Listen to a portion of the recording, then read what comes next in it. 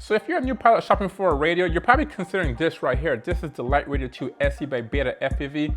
And this radio has a lot going for it. It's very light, it's affordable, it has SIM support, and this one in particular has ELRS built into it. So it's pretty awesome.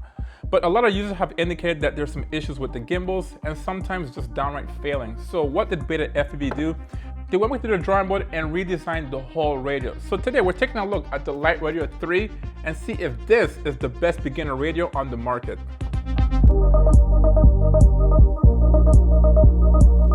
Alright guys, so here is the BETAFPV box. Pretty nice, pretty simple. They have the radio on here. It says LiteRadio 3. And yeah, this thing feels very substantial, guys. As far as the box in here, not much on here. On the back here, it does say LiteRadio 3 transmitter, left stick throttle. So this is a mode 2 radio, and it does say FRsky. So this is the FRsky radio.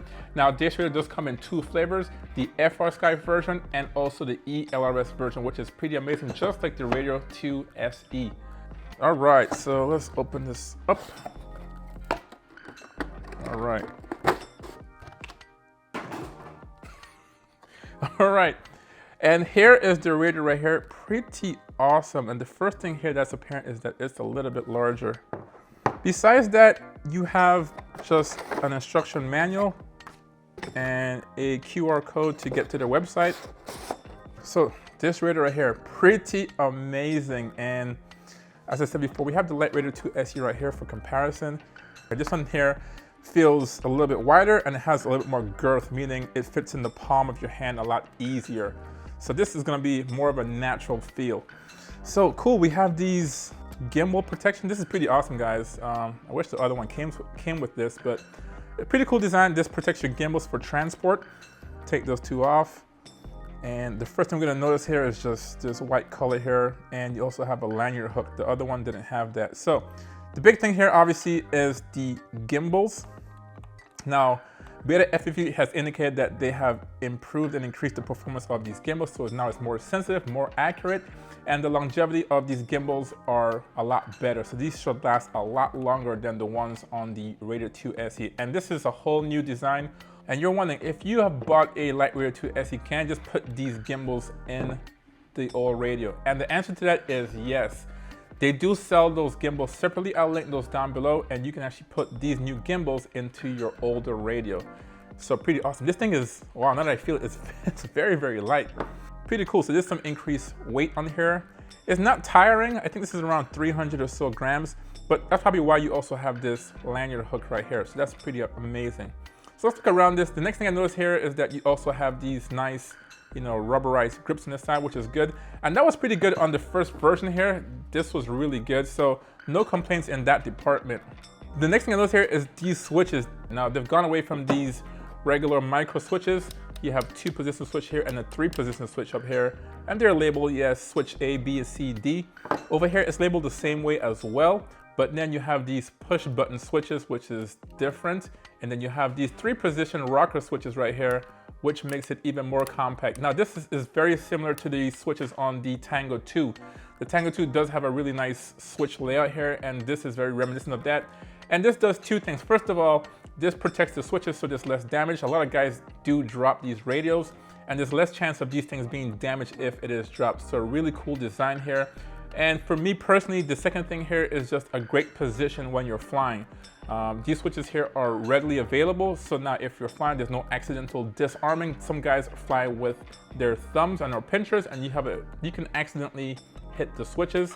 There's no way this can happen now. And with this right here, for me personally, this switch right here is great. So in case I do want to arm or disarm. Now I'm a thumb flyer, so I can always have my finger on here if I want to disarm or arm the quad, which is really, really good. Coming on to the back here, below here, you have two ports. You have one that says bind and sit up, which is very similar to the two buttons on the back here of the LiteRadio 2 SE. And then you have a USB-C port here, which is good for charging. This has an internal battery and also for sim support. So this does support the simulators on the market, so you can practice your simulators if the weather is bad or if you're new to FPV. Besides the below here, you have a port here, and that's for a trainer port if you do want to train someone, and that's pretty cool. All right, so on the back here, you have this nice little door here, and you think this will be the door for your batteries. No, this is the door for an external module bay. Pretty awesome. So BETAFPV has included an external module bay in this radio, which is really crazy because this radio is designed for beginners. But this makes this radio really attractive and makes it future-proof, because if technology has advanced, you can easily put a module back here and have the latest protocol. So that means you can have Crossfire on here, you can have Express LRS on here. So that's pretty amazing, guys. So let's talk about the stuff that you really can't see, and that's the internals. So this radio, as I said before, does come in 2 versions. This radio does come with the FRsky. It does have the CC2500 chip on here, and that's similar to any other radio, just like this Jumper T-Lite here. And that gives you the ability to have multi-protocol in this radio. So this can do D8 and D16 protocol. So D8 FCC, D16 FCC, D16 LBT, and also Futaba, which is SFHSS. So a lot of options there, which makes this radio really compatible with a lot of tiny drones in the market, Tiny Whoops that has the D8 protocol, as well as a lot of drones on the market with FRsky or XM Plus receivers. So this, I mean, yes, they advertise this as a beginner radio, but this can be used for a lot, especially when you consider this option on the back here. Besides that, the battery in here is upgraded compared to the LiteRadio 2 SE. This now has a 2000 milliamp hour battery compared to a 1000 milliamp hour battery, which increases the battery life from 8 hours to 15 hours, which is more than enough for a session of flying. All right, guys, so this thing here is pretty nice. I do want to revisit this external module because I'm still surprised that this is included with this radio. Now, this obviously is not an open TX radio, and there's no screen on here, so it's kind of interesting how this is going to work. But let's put this to the test. They said this can accept nano modules, and I have some nano modules here. So let's see how this thing fits. Okay, so we have 2 modules here on the table. We have one here by TBS. This is the Crossfire nano module, and we have our BETAFPV Express LRS nano module as well. And we're going to start off with the BETAFPV module only because this is what came with it, and this looks like it was made for this right here. Now, I did do a review on this module, and I did say it is the easiest way to start or get into Express LRS, and I do stand by that. Now, this module is not perfect by any means, but they are working to improve it, and there's also another version which is a larger module to get Express LRS. And I was curious, when I did review this, why did BETAFPV go with a white color? I just thought it was kind of strange. A lot of the components in FPV uses darker colors like blacks and gray, just like this radio right here. So like, it kind of stands out having a white module on the back, and it all makes sense right now. It makes total sense. Most of the products are white to begin with, but this thing just goes hand in hand together. Very similar here. So anyways, just slide this in here and see how it fits. And guys, this thing is designed like this thing was made to be on here. The profile on this is really nice. I mean, you can see the curvature right here. Like, when they designed this module, they knew they were making a LiteRadio 3 or a Radio 3 for sure, because this was made, even this indentation right here. And that's pretty cool, guys. And we'll talk about that a little bit later, because most of the modules on other radios really stick out really far from the radio. And it kind of, you know, negates the fact, or cancels out the fact that this is a small radio because you have this big profile here. But having this indentation right here, this thing fits almost flush with the actual radio. And this thing does not impact the portability of this radio because of that. Now, with the antenna removed, you can see it still doesn't hamper at all the profile of this radio, which I said is amazing. All right, guys, so let's try the other module. We also have a Crossfire, and BETAFPV does say that this radio is compatible with Crossfire as well. So let's see here. All right, so this is the nano module. And as you can see here, it does not fit. Now, this is not far out enough, or this portion here of the module touches the back here. So although this is a nano module, it doesn't fit. Now, they did indicate on their website that if you have a different version of this case, it would fit. But I did go to the TBS website, and I haven't seen any other version of the nano module, so I don't know how that's gonna work. I'll look into that some more. If worst case comes to worst, then you can probably take off the case here and then slip this into the pins right here, and it should work. I don't know. BETAFPV also released some other accessories for this radio with this redesign. So let's talk about it right now. So obviously this radio does weigh a little bit more and therefore does have a lanyard hook. So BETAFPV did release 2 lanyards for your radio. Pretty cool. I was thinking about leaving them for later, but I'll just unbox it right now. This first one here is pretty cool. This is probably the one I'm gonna wear. And this thing does have like a little bit of a polyester feel to it, but the design on it is what stands out. You can see right here, it says BETAFPV, LiteRadio, Express LRS. So they're proud about their Express LRS. And yeah, it's a very nice lanyard, guys. This thing just hooks on here. And there you go, you're off to the races. Put this around your neck and you're good to fly. So we'll have to adjust this and then we'll probably use it when we fly and test this for the first time. And these are now available on their website as well. The second one here, they call it the black reflective. That's because it's black and has reflective material on here. LiteRadio, really nice. You're probably not gonna be flying this at nighttime, but it's still a pretty nice touch. So it does reflect the light a lot. It looks good, very subtle. I do like this one more though, all these colors on here, gold, blue, and white.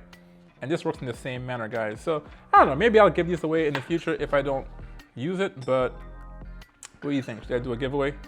Let me know down below. So these are 2 of the accessories that they include or make for this radio.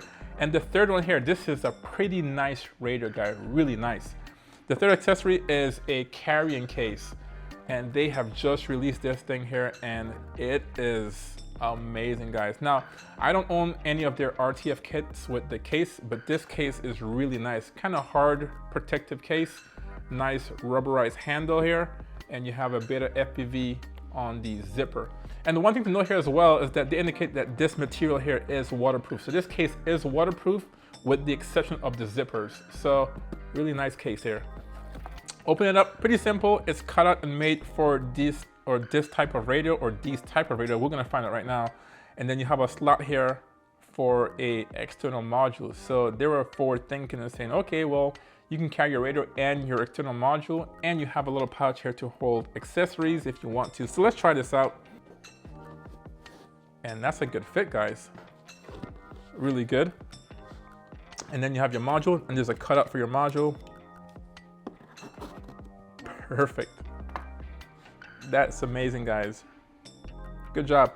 I'm curious, can I install this module on the back and put this in here? All right. Is it gonna accept it?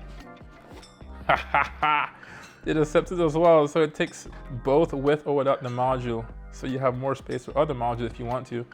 Now, does this work with the LiteRadio 2 SE? They indicate this was designed for the 3, but let's see here. A little bit smaller, and you have these switches that kind of contact, yeah, it touches the corners here. But I think this is low enough that this can be covered. So there you go, guys. If you're looking for a case for your LiteRadio 2 SE, this could be the one, guys. Although you can't use your module here, it does fit pretty well. But does it work with my Jumper T Lite, guys? Let's see here. Remove the antenna. Nope. Nah, it's not gonna work. Only because these are, I won't say full-size switches, but they're bigger than the LiteRadio 2 SEs. Wow. Man, that's amazing, guys. So if you do have another radio, I would highly recommend this. Honestly, guys, if this could fit other radios as well, I'd pick this up. And the price isn't too bad. So I'm gonna leave all these linked down below, guys. All right, guys, so before we leave here, I wanna talk about 3 reasons why I went with the FRsky version. A lot of people would go on the Express LRS train, and I did not. And why is that? Well, for the first thing, the first reason is I have the LiteRadio 2 SE right here, and this one has built-in Express LRS. This thing is super light, guys. I did test this radio before. I'll leave a link down for that test, and this thing worked pretty awesome. This is also compatible with BETAFPV configurator, so you can change everything from packet rate to your binding phrase on that. And this thing works pretty well. If I had a drone that has Express LRS, like a small whoop, this would be the perfect setup. The range was just as good, and this has 500 Hertz packet rate, so pretty much the standard in the industry, guys. So I didn't go with the Express LRS version because 1, I have it right here and it works, no issues there. That's the first thing. The second reason is because this one here, the FRsky, can connect to more drones. And what do I mean by that? Well, So as I said before, you have 4 different protocols in here, D8, D16, both FCC and LBT, and also the Futaba protocol in here, which means I can bind to more receivers on the market. So if I did buy the Express LRS version, then all I have is the Express LRS protocol in here, and that's it. If I were to bind to any FRsky protocol, I would have to get an external module. Now, what are the chances of finding another FRsky module on the market, especially a Nano? Well, there probably is, but there's a lot more Express LRS modules on the market compared to FRsky. And if you do find an FRsky module, do I get the same experience that I got with this, Crossfire module where it doesn't fit? I don't know. The third reason I didn't go with the Express LRS version is because, well, plain and simple, I have an Express LRS module right here. All right, so I can easily put it in here. And now my radio has FRsky and Express LRS. And although this is an external module, the form factor, the way it's built, it's like one whole unit. It doesn't feel like this is an external module. It feels like this was a part of the design. So it has that going for itself. Now, the last reason why I went with the FRsky version is because, yeah, I have the Express LRS module. That means I can get a lot more power from this module than the internal module in here. Now, the power output on the FRsky module is 100 milliwatts for all the protocols. And for the Express LRS, it is also 100 milliwatts, that's the maximum, but it is power adjustable from 25 to 50 and then 100 milliwatts. But with this module right here, I can get up to 500 milliwatts.